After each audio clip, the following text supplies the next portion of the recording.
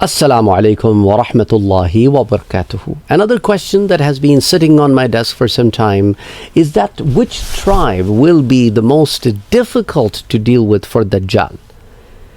And also another question which is tied to this question, which I'll tell you about after I tell you the name of this tribe, as comes in Sahih al-Bukhari, hadith which is reported by Sayyidina Abi Hurairah radiyallahu ta'ala anhu, that the Prophet sallallahu alayhi wa alihi wasallam said, this is about a tribe called the tribe of Banu Tamim. And this is why Abi Hurairah said that there are certain things that I look up to the Banu Tamim in terms of their good things. And one of them is that Prophet sallallahu alaihi wasallam said that this tribe from my ummah will be the most difficult for Dajjal to deal with. Subhanallah. Subhanallah, subhanallah. Hum ashaddu ummati ala Dajjal.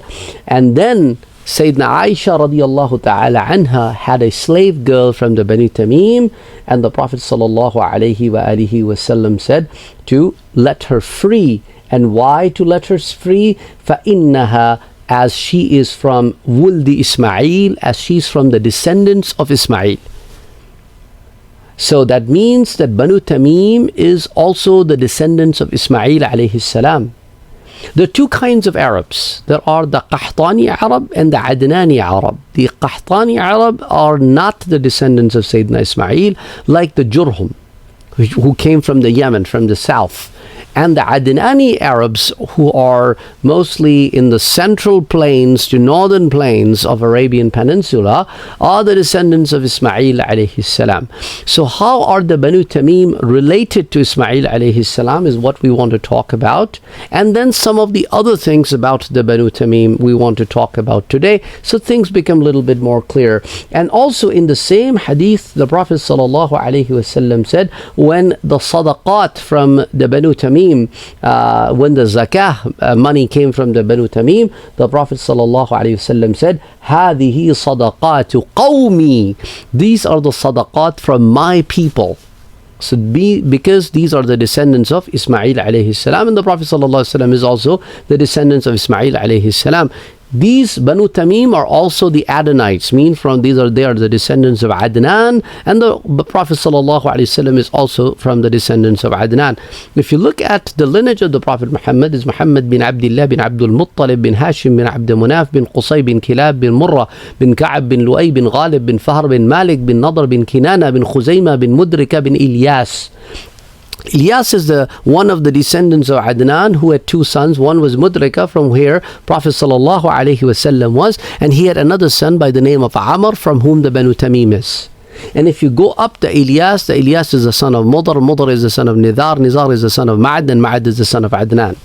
And if you look at the Banu Tamim, after the Ilyas, they are from the descendants of Amr, who has a son called Ud, who had a son called Mur, and Mur had a son called Tamim. So that's how they are related to Ismail alayhi salam. So this is the lineage. Now, when you look into how Banu Tamim accepted Islam, that's a very, very unique story. If you know, there is a surah in the Quran, Surah Al-Hujurat, in which Allah subhanahu wa ta'ala talks about in ayah number 4. This is the 49th surah of the Quran. In ayah number 4, Allah subhanahu wa ta'ala says that إِنَّ الَّذِينَ يُنَادُونَكَ مِنْ وَرَاءِ الْحُجُرَاتِ أَكْثَرُهُمْ لَا يَعْقِلُونَ. Indeed, most of those who call out to you, O Prophet, from outside your private quarters have no understanding of manners. وَلَوْ أَنَّهُمْ صَبَرُوا حَتَّى تَخْرُجَ إِلَيْهِمْ لَكَانَ خَيْرًا لَهُمْ. Had they been patient until you come out to them, it would have certainly been better for them. Wallahu ghafurur rahim, and Allah is all forgiving, most merciful.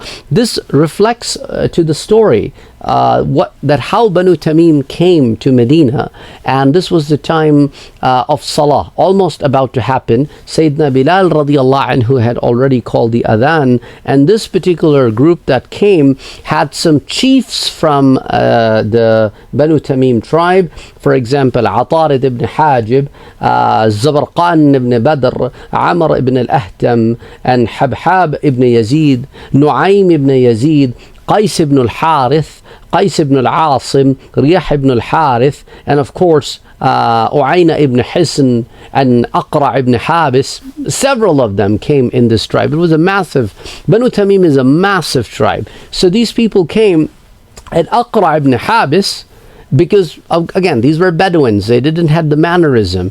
Instead of waiting for the Prophet ﷺ to actually come out, as it was Salah time, they instead went outside of the quarters of the Prophet ﷺ, the hujarat, the rooms of the Prophet ﷺ, and started calling at the Prophet ﷺ and said, Ya Muhammad ukhruj ilayna, Ya Muhammad ukhruj ilayna, and they said it 3 times. And the Prophet ﷺ didn't like it that he's being called like that.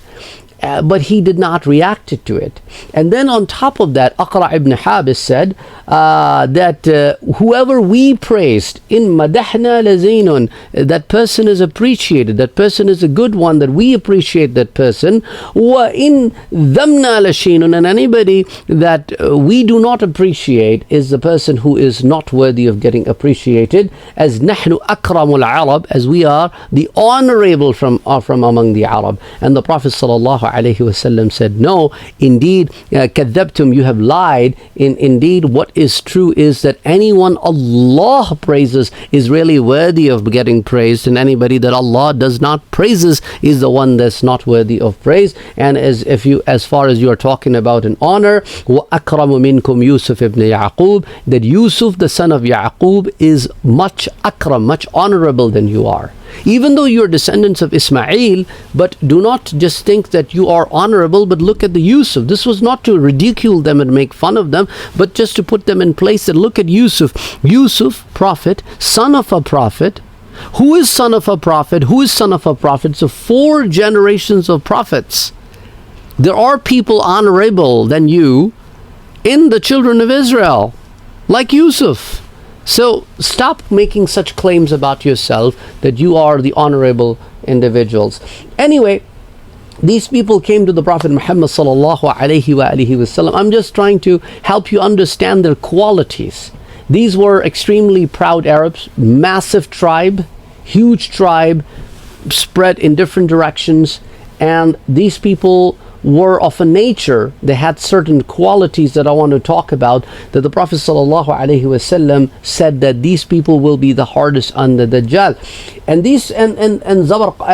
Aqra ibn Habis said that Inna ataynaka lanufakhiruka, we have come over here to have a competition with you, O Prophet ﷺ. We have certain qualities. If you could beat them in our own field, we will then accept your faith. Think about it. That people coming in with their specialties and telling the Prophet that if you beat us in our specialty, then we will accept.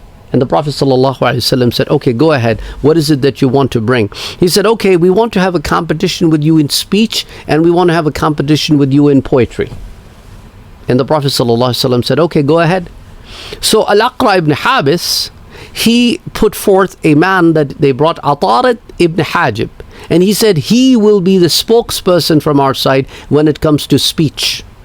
So Atarid ibn Hajib stood up and he spoke very eloquently. He gave a speech.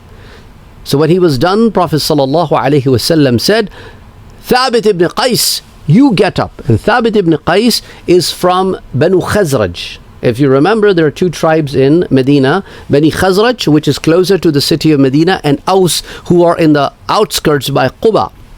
And among the Khazraj, he was from Bani al-Harith, because Khazraj is a big tribe and has several branches. So Thabit ibn Qais ibn Shammas is from the Bani Harith branch of al-Khazraj. So he stood up and he gave a better, more eloquent speech than was given by Atarat ibn Hajib. After he sat down, then Zabarqan ibn Badr stood up and he started reciting the poetry.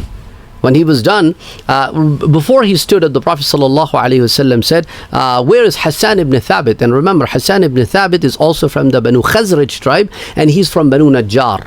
Banu Najjar branch of Khazraj. And if you remember from the seerah of the Prophet sallallahu alaihi wasallam, Bani Najjar is related to the Prophet sallallahu alaihi wasallam as Prophet Muhammad's great grandmother, the mother of Abdul Muttalib, Salma bint Amr. She was also from Banu Najjar. That's why when Prophet sallallahu alaihi wasallam arrived in Medina, the people of Banu Najjar wanted the Prophet sallallahu alaihi wasallam to stay with them, as they were saying that we are the closest to you in relationship, so you should stay with us. And the Prophet sallallahu alaihi wasallam said, leave my camel, فَإِنَّهَا مَأْمُورَةٌ. Allah has ordered it, wherever it will stop is where I will stay. But anyway, going back to the story, I just wanted to give you this information so that you understand the tribals in this area. So Prophet sallallahu alaihi wasallam asked for Hassan ibn Thabit. He was not present there, so he was called for.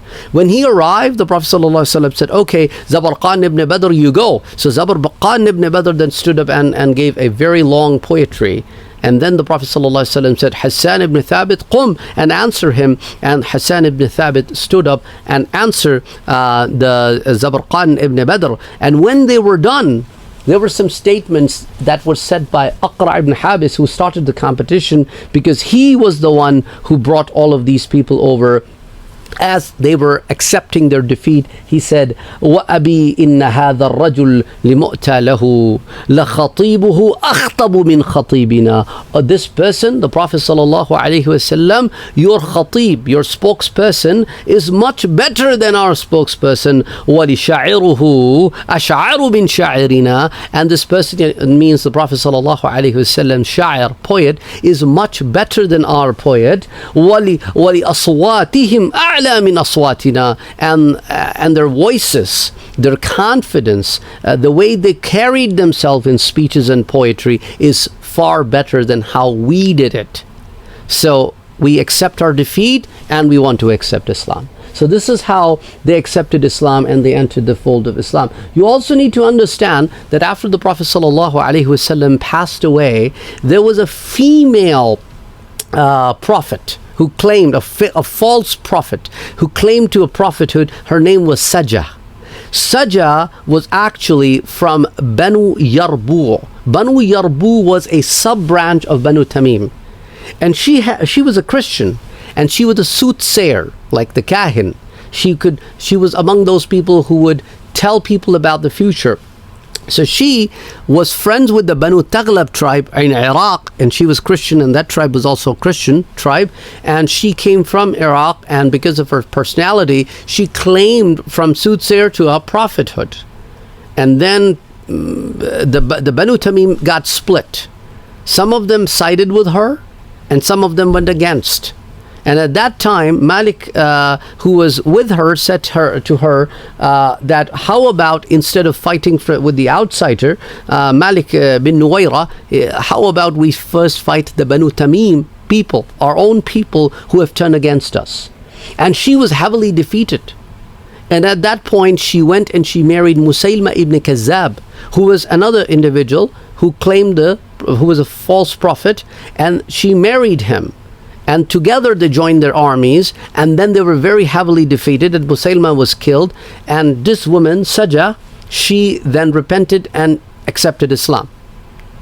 So this Banu Tamim has this quality that, okay, when the problems come within, they just do not side with the problem. They rather have this thing in them that they would fight the problem. So this quality of them will make it very difficult for Dajjal, because when Dajjal will approach the Banu Tamim, and there will be people from Banu Tamim who will side with Dajjal, but then there will be people from Banu Tamim who will not side with Dajjal and will cause a great havoc on him. And this is the quality that was tested once in the earlier Islamic history and will be tested again in the later times. So the reason I'm bringing all of these relations with you, so that you understand, because this question came in about the Banu Tamim. I hope that answers the question. Assalamu alaikum.